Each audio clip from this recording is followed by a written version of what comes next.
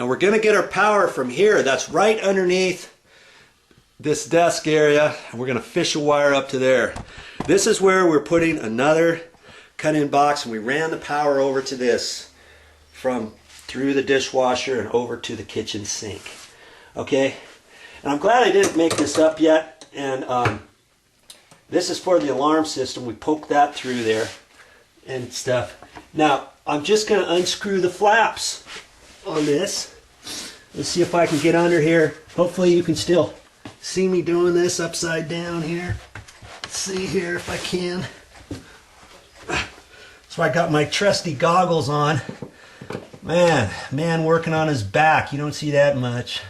Yeah, lay it down. Probably only see my hands. I'm going to unscrew this.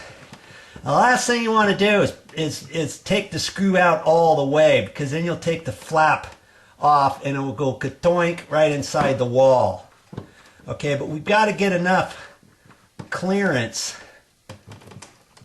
to be able to slide it out. Okay, because once I loosen it up, it takes this arm and then it swivels it back down. Okay, but I want to unscrew it just a hair anyways, just a little, you know, and let's see if it comes out. Look at that. See, the flaps just came down like that, and if your flap's not coming down, you can kind of jiggle it, and you may have to loosen the wire a little bit, or the screw, and I got everything coming in my face and my nose, and I'm glad. Oh, that's right, because I drilled the hole from up above. Yeah. Nice. Okay?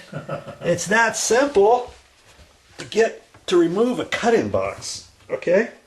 So now I can take a piece of Romex from there up to there. Easy greasy. All right, it's time to go fishing again. Yep.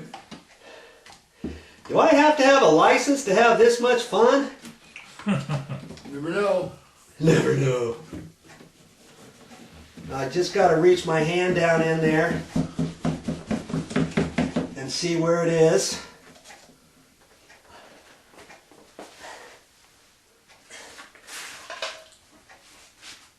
Getting underneath here.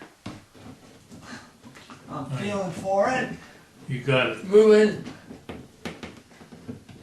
Okay, I got to pull it back up out of this hole.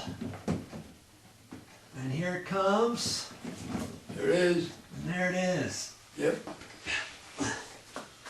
There it is. Okay. That's your next step.